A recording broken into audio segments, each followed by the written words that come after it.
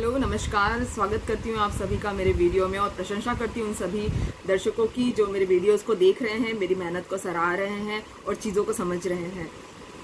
धीरे धीरे चीज़ें आपको और समझ में आएगी। वैसे भी आप लोग काफ़ी समझदार हैं, मुझे बताने की ज़रूरत नहीं है ये। और आज हम बात करेंगे सरकार की और मीडिया की, कैसे सरकार और मीडिया मिलजुल के हमारी आंखों पर एक काली पट्टी बांध रहे हैं या बांध चुके हैं। धीरे धीरे मीडिया ने हमारा ब्रेन इस तरह से वॉश कर दिया है कि हमको कुछ नज़र ही नहीं आता है। हमें सिर्फ सरकार, हमें मोदी जी, हमें ना महंगाई नज़र आ रही है, ना हमें बेरोज़गारी नज़र आ रही है, ना हमें तकलीफ़ें नज़र आ रही है। हमारी जीडीपी 1% से कम हो गई है। लोग रोज़ की रोज़ 20-25 लोग ऑलमोस्ट रोज़ मरे जा रहे हैं।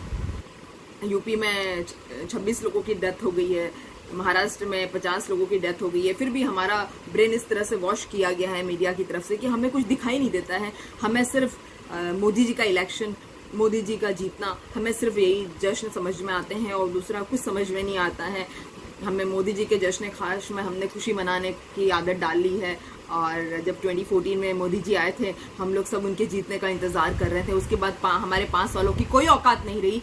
फिर 5 साल के बाद में जब 2019 का इलेक्शन आया तो हम लोग सब इतना खो गए इलेक्शन में कि हम पागल से हो गए। और मीडिया ने इस तरह से हमारी आंखों पे पट्टी बांध दी, हमारे ब्रेन को वॉशिंग पाउडर से वॉश कर दिया कि हमें कुछ समझ में ही नहीं आता था। और फिर उसके बाद में अब हम बातें कर रहे हैं 2024 की, जब प्रधानमंत्री मोदी जी एक बार फिर से पीएम कैंडिडेट के रूप में इलेक्शन को लीड करेंगे। और बीच में हमारे जो 5 साल यूं ही बीत जाते हैं, उसकी कोई औकात नहीं, हमारी फैमिली की कोई औकात नहीं है, हमारे जॉब की कोई औकात नहीं है, हमारी सेविंग्स है या नहीं है, या हमारे घर में राशन है या नहीं है, या हमें शॉप पे कुछ मिल भी रहा है या नहीं मिल रहा है, मोदी सरकार हमारी क्या मदद कर रही है, सरकार हमारे लिए कुछ करने को तैयार है भी या नहीं है। इन सब बातों का कोई महत्व ही नहीं है। हमारे लिए सिर्फ एक ही चीज़ का महत्व है, मोदी जी और उनके जुमले और उनके वादे, उनके पैकेजेस जो उनके अकॉर्डिंग पैकेट में बंद होके गायब हो जाते हैं। मोदी जी के अकॉर्डिंग पैकेजेस जो है पैकेट में बंद होके गायब हो जाते हैं। जैसे उन्होंने जम्मू कश्मीर के लिए 80,000 करोड़ का पैकेज दिया था, जो हमेशा पैकेट में पैक होके गायब हो गया। तकनीकी और इंफ्रास्ट्रक्चर के लिए 100 करोड़ का पैकेज दिया था, जो रफू चक्कर हो गया, पता नहीं कहाँ पैसे चले गए हैं। योग के नाम पे उन्होंने करोड़ों रुपए उन्होंने लुटा दिए, जो देश में किसी को भी योगा सीखने को नहीं मिला, और खुद योग के ब्रांड एम्बेसडर बन गए। उसके बाद बिहार का, जैसे मैंने आपको पिछले वीडियोस में बताया था कि कैसे उनको भी सपने दिखाए थे, बिहार वालों को 1,25,000 करोड़ का उनको पैकेज देकर आए थे, जो आज तक उन बेचारों को मिला नहीं है। सो इस तरह की बातें सामने आ रही है। और वीडियो शुरू करने से पहले मैं आपको एक छोटी सी बात बताना चाहूँगी। हमारे देश में सदियों से कहा जा रहा है कि एक अनपढ़ और बददिमाग राजा तथा एक निरंकुश हाथी राज्य के लिए सदैव हानिकारक होते हैं। तो धीरे धीरे आपको समझ में आएगा कौन अनपढ़ है, कौन बददिमाग है, कौन निरंकुश है।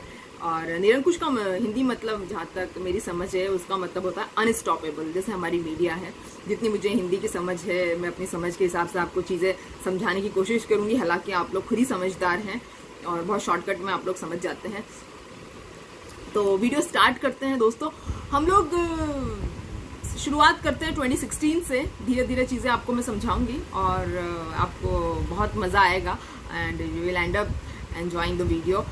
2016 में मोदी जी की जो पार्टी है, बीजेपी पार्टी, उसका जो बजट बताया गया था, ध्यान से सुनिएगा, 10 अरब 34 करोड़ रुपए पार्टी फंड में थे। उसके बाद नोटबंदी हो गई। उसके बाद में नोटबंदी के बाद 750 से लेकर 900 करोड़ रुपए अमित शाह जी के अकाउंट में जमा हो गए। इस तरह से बीजेपी पार्टी जो है देश की सबसे अमीर पार्टी बन गई। देश की क्या, दुनिया की मेरे ख्याल से सबसे अमीर पार्टी बन गई होगी। उसके बाद में फिर मोदी जी ने जद्दोजहद शुरू करी रिजर्व बैंक से पैसे निकालने की। रिजर्व बैंक से पैसे कैसे निकाले जाए। फिर मोदी जी ने रिजर्व बैंक से 2,06,000 करोड़ विकास के नाम पे ले लिए। क्या विकास हुआ है, क्या रिफॉर्म्स हुए 6 साल में, आप सब लोग जानते हैं। अभी भी हम लोगों को आत्मनिर्भरता का पाठ पढ़ाया जा रहा है। हम लोग हालांकि आत्मनिर्भर कब बनेंगे, क्या कौन सा व्यवसाय करेंगे, उसके बारे में मैं अगले वीडियो में ज़रूर बात करने वाली हूँ कि आपको दूध के लिए आपको डेयरी फार्म स्टार्ट करना है, आपको भैंसें पालनी है, आपको बकरियाँ पालनी है, उसके बारे में हम बात करेंगे।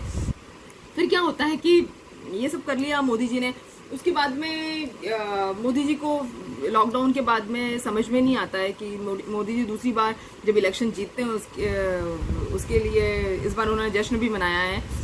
मोदी 2.0 की पहली सालगिरह पे उन्होंने जश्न मनाया है और हमारे देश में लोग मर रहे हैं, उनको कोई हालांकि फ़र्क नहीं पड़ता है।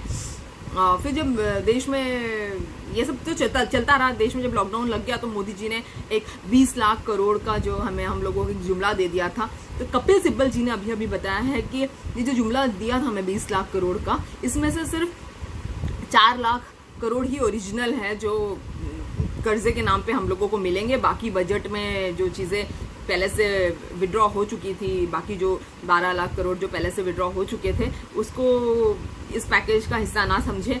और ये जस्ट एक झूठी बात मोदी जी ने फिर से हम लोगों को बता दी थी। हालांकि बीजेपी के पास अभी फिलहाल बात करने के लिए कुछ भी नहीं है। बीजेपी सरकार सिर्फ सोनिया गांधी, राहुल गांधी, नेहरू जी, गांधी जी, बस इसी के बारे में बात करते हैं। लेकिन जब इनको इलेक्शन जीतना होता है तो बड़ी बड़ी बातें करते हैं। रामदेव जी के गुरु रामदेव के हिसाब से तो उन्होंने कहा था जब मोदी जी आएंगे तो पेट्रोल 30 से 35 रुपए लीटर ही मिलेगा आपको, और इस तरह की बातें हुआ करती थी। स्मृति ईरानी जी तो मैं क्या बताऊं आपको, कितना क्या क्या बताऊं मैं आपको, प्याज लेके घुमा करती थी और मटके फोड़ती थी कि ये महंगा है, वो महंगा है। अब आप देखिए एलपीजी 150 रुपए से ज्यादा बढ़ गई है, मटका क्या फोड़ेंगे, मटका खुद 250 रुपए का मिलता है। एलपीजी पे इतना ज्यादा पैसा बढ़ गया है कि बजट बनाने के पहले सोचना पड़ता है। ये सब चीजें सामने निकल के आ रही है। हालांकि मोदी जी के चेले चमचे उनको ट्विटर पे बधाई देते रहते हैं, और आप खुद देख लीजिए, चेले चमचे उनको ट्विटर पे बहुत बधाई देते हैं और उनको बहुत अच्छा लगता है कि उनके मोदी जी जो है वो बहुत महान है। जबकि मोदी जी खुद कहते हैं कि जब लोग मुझे मारने के लिए आएंगे तो मैं सूर्य नमस्कार करूंगा। और इन सब लोगों को जिनके ब्रेन वॉश मीडिया कर चुकी है, क्योंकि मीडिया दिन भर बैठ के यही करती रहती है। मीडिया का काम है कि विपक्षी पार्टी ये कर रही है, विपक्षी पार्टी वो कर रही है, फलाना आप पार्टी ये कर रही है, फलाना एनजीओ बस भेज रहा है, फलाने लोग खाना क्यों दे रहे हैं। बस मीडिया का दिन भर यही काम है। अरे ये लोकतांत्रिक व्यवस्था है, अगर विपक्ष कुछ नहीं करेगा तो वो विपक्ष कैसे कहलाएगा। लेकिन जो सत्ताधारी पार्टी है उसको तो कुछ करने की जरूरत है। जैसे वही लॉकडाउन के चलते मजदूर जिस तरह से घर जाने को बेताब है, उसी तरह से मोदी सरकार और पुलिस वाले मजदूरों को रोकने के लिए बेताब है। पता नहीं किस वजह से, समझ में नहीं आता है। हालांकि अब हम मीडिया पे आते हैं, थोड़ा बहुत आपको समझ में आ ही रहा होगा। मीडिया पे आते हैं हम लोग। मीडिया की अगर बात करें तो हालांकि कुछ अच्छे पत्रकार भी हैं हमारे देश में, इसीलिए मीडिया को हम मीडिया कहते हैं, जो हमारे लोकतंत्र का चौथा स्तंभ है। कुछ अच्छे पत्रकार ज़रूर है और हमें बहुत खुशी है कि हमारे पास में इतने अच्छे पत्रकार भी हैं। जैसे एक पत्रकार है राणा अयूब, उन्होंने एक बार गलती से पूछ लिया कि अमित शाह जी कहाँ हैं, जब वो दिल्ली इलेक्शन के टाइम पे इतने एक्टिव थे ना, और विधानसभा इलेक्शन के समय इतने ज़्यादा एक्टिव थे, राज्यसभा इलेक्शन के समय इतना एक्टिव थे, तो अब कौन सी चेयर पकड़ के वो कहाँ बैठे हुए हैं अमित शाह जी, ऐसा उस पत्रकार ने पूछ लिया। अब आप देखिए कि जैसे ही पत्रकार ने पूछा, सो जो अमीश देवगन जी, आप सब लोग जानते होंगे, वो बहुत डिबेट में बड़ी बड़ी बातें करते हैं सरकार के लिए और काफ़ी प्रोटेक्शन, तो वो भड़क पड़े और एकदम ढाल की तरह खड़े हो गए और कहते हैं कि you are a habitual offender, आपको पता नहीं है। गृह मंत्री के बारे में ऐसी बात करें, गृह मंत्री है, उनके बारे में तो पूछना बनता है और हर किसी को पूछना चाहिए कि हमारे गृह मंत्री कहाँ गए जो दिल्ली इलेक्शन के समय इतने एक्टिव थे, जो राज्यसभा इलेक्शन के समय इतने एक्टिव थे, आजकल वो नज़र ही नहीं आ रहे। और मोदी जी सिर्फ झूठे वादे और झूठे कस्में और झूठी झूठी बातें करने के लिए आ जाते हैं मीडिया के सामने, वो भी रात को 8 बजे। So this doesn't make sense. और तो और कोई बात नहीं। उसके बाद में एक धवल पटेल जी हमारे गुजरात से, जिन्होंने बताया कि विजय रूपाणी जी जो है अपने सीएम कार्यकाल में पूरी तरह असफल हो गए, यही सब नमस्ते Trump and flop Gujarat model के चलते। तो उनके ऊपर बीजेपी सरकार ने देशद्रोही होने का आरोप लगा दिया, क्योंकि उन्होंने विजय रूपाणी जी की आलोचना की और उन्होंने ये बता दिया कि इनके बदले मनसुख मांडविया जो है वो अगले सीएम बनेंगे। तो इसके चलते उनको बहुत ज़्यादा क्रिटिसाइज किया गया और देशद्रोही तक बना दिया। ये तो कुछ भी नहीं है। जब मनीष पांडे जी ने ये बताया कि जो यूपी में जो टेस्टिंग किट आ रही है, और यूपी राज्य में आई तो सॉरी सरकार निकल, यूपी राज्य में जो टेस्टिंग किट आ रही है वो क्वालिटी नहीं है, और चिकित्सक जो है, मेडिकल अथॉरिटी जो इसके बारे में छुपा रही है, बता नहीं रही है। तो ऐसे में उनको यूपी टास्क फोर्स ने उनसे पूछताछ के लिए उनको बुला के उन्हें बहुत परेशान कर दिया। सो इस तरह से जो है हमारे अच्छे पत्रकार जो है, रवीश कुमार जी को भी आप जानते हैं कि वो कितने जेंटलमैनली वो चीज़ों को हैंडल करते हैं, कितने जेंटलमैनली वो सवाल पूछते हैं। लेकिन जो सवाल पूछा जाता है उसको क्रांतिकारी के बजाय उसको देशद्रोही बना दिया जाता है, उसको आतंकवादी बना दिया जाता है। ये तो आजकल हो रहा है। आप पूछा जाता है पेंटी मोदी हो, आप प्रो मोदी हो, या क्या हो। ऐसा तो कभी किसी प्रधानमंत्री के कार्यकाल में नहीं हुआ कि आप प्रो मोदी है या पेंटी मोदी है। सो इसीलिए जो है मेरे ख्याल से एंटी इनकम्बेंसी की लहर हर जगह दौड़ रही है। हालांकि आगे बढ़ाते हैं बात को। जो श्वेता सिंह जी है, आज तक की बहुत बड़ी पत्रकार है श्वेता सिंह जी, और श्वेता सिंह जी जो है यूपी के चीफ मिनिस्टर योगी जी से मिलने के लिए गई इस केओस और कैटास्ट्रॉफी के चलते, और जम के जो है उन्होंने योगी जी की जो है जम के उन्होंने तारीफ की और बताया कि आप बहुत अच्छे से हैंडल कर रहे हैं। जबकि बहुत सारी 1050 बसेस समथिंग कुछ एनसीआर, नोएडा और गाजियाबाद की बॉर्डर्स पे थी, और योगी सरकार इंश्योरेंस, परमिट और पेपर्स के सारे चीज़ों में उलझे हुए थे और बसेस को अंदर नहीं आने दे रहे थे, क्योंकि बसेस जो है कांग्रेस सरकार अपनी तरफ से दे रही थी। चलिए ये बात भी समझ में आती है कि किस तरह से जो है ये सब लोग मोदी सरकार के भक्त बन के अपनी ज़िंदगी चला रहे हैं। कोई बात नहीं। उसके बाद में हम बात करते हैं हमारे सुधीर चौधरी जी की, जो जी टीवी में हैं, और वो भी काफ़ी आपको पता चलेगा कि बहुत बहस करते हैं। उनके भी काफ़ी हाई क्लास की उनकी बहस होती है। और सुधीर चौधरी जी जो जेल की हवा काट कर आए हुए हैं, जेल की हवा खा कर आए हुए हैं इनफैक्ट हम कह सकते हैं, क्योंकि इन्होंने एक हमारे नवीन जिंदल जी जो एक मंत्री हुआ करते थे उनसे फिरौती के तौर पे कुछ मांगा था, और नवीन जिंदल जी ने उनका स्टिंग ऑपरेशन करके उनको जेल भेज दिया था। उनसे एक बार एक महिला से बदतमीजी करने के भी आरोप लगे थे, जिससे उनके पुलिस स्टेशन के उनको काफ़ी चक्कर भी काटने पड़े। यही नहीं, अभी उनके ऑफिस में कोरोना हो गया है, और कोरोना के चलते उन्होंने ऑफिस में आना बंद नहीं किया। वो फिर भी ऑफिस लगातार आ रहे हैं और लगातार ऑफिस में काम कर रहे हैं, और कोई क्वारंटाइन में नहीं जा रहे हैं। सूत्रों के मुताबिक तो शायद उनको भी कोरोना वायरस है, शायद कोरोना वायरस इन्फेक्टेड वो खुद भी है, मगर फिर भी वो लगातार ऑफिस आ रहे हैं। और उनका एक ही काम है कि अलग अलग जिहादी और अलग अलग जमाती और अलग अलग तरह की नकली खबरें, आलसी पत्रकारिता और नकलची पत्रकारिता ये करते रहते हैं, और इनके हिसाब से ये दुनिया के सबसे बेस्ट पत्रकार है। और यही नहीं, हमारे एक मत्स्य पालन विभाग के मंत्री शांडिल्य गिरिराज सिंह ने तो इनके लिए बकायदा एक ट्विटर पोल किया, और ट्विटर पोल में ये बताया गया, ये पोल हुआ कि ये कितने बेस्ट है, कितने अच्छे पत्रकार हैं। ऐसा करते हुए उनके लिए एक बकायदा पोल किया गया, और मतलब आप समझ सकते हैं कि कितनी ज़्यादा उनके फेवर में है। उसके बाद दीपक चौरसिया की हम बात करें तो जमातियों पे 2 महीने से लगातार उनका चैनल बात कर रहा है कोरोना जमाती। अब दीपक चौरसिया जी का चैनल एनी टाइम आप यूट्यूब पे है, और आप एनी टाइम इसको स्विच ऑन करके देखिए, आपको दिखेगा कि पूरा टाइम ये जमातियों के पीछे हाथ मुंह धोके पड़े हुए हैं।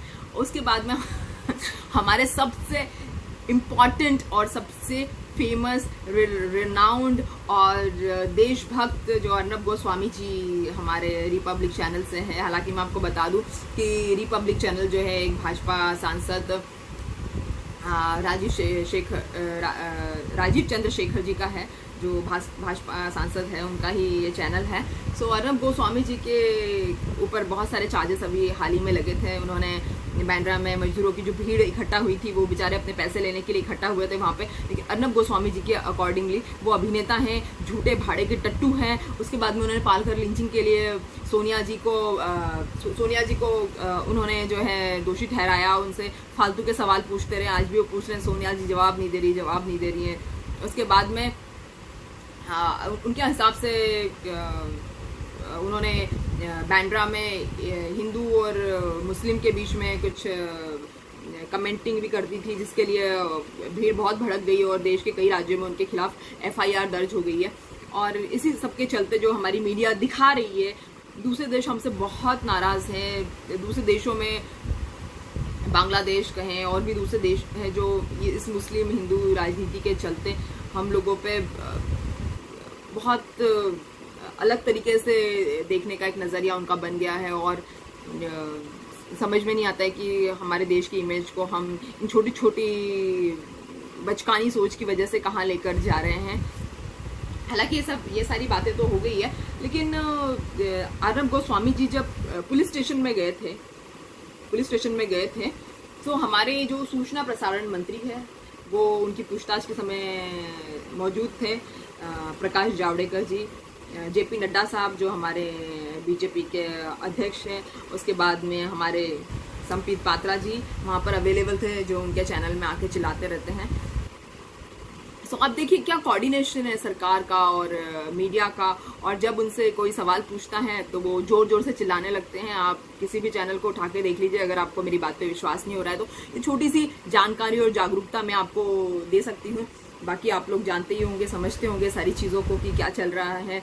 हमारे देश के मजदूर जो अभी तक घर नहीं पहुँच पा रहे हैं, प्रियंका गांधी जी ने, मेरे ख्याल से मैंने उनको 2 दिन पहले सुना था, तो 3 दिन से बसेस खड़ी है और अभी तक करीब 1 लाख मजदूर अपने घर पहुंच चुके होते हैं। मगर योगी सरकार ने उनको एंट्री करने से मना कर दिया यूपी राज्य की सीमाओं में, और कहा कि उन्हें परमिट की ज़रूरत है और उनको बस ड्राइवर्स के लाइसेंस और इंश्योरेंस डॉक्यूमेंट्स भी चाहिए होंगे, तभी वो बसेस को अंदर आने देंगे। इसका मतलब ये है कि वो लोग चाहते ही नहीं है कि कांग्रेस कोई भी अच्छाई करे या कांग्रेस का कोई भी आइडिया, देशभक्ति का कोई भी आइडिया जनता तक पहुंचे। सारे आइडियाज़ और सारे जुमले जो हैं वो BJP सरकार के ही जनता तक पहुंचे, ऐसा सरकार का मानना है और ऐसी सरकार की सोच है।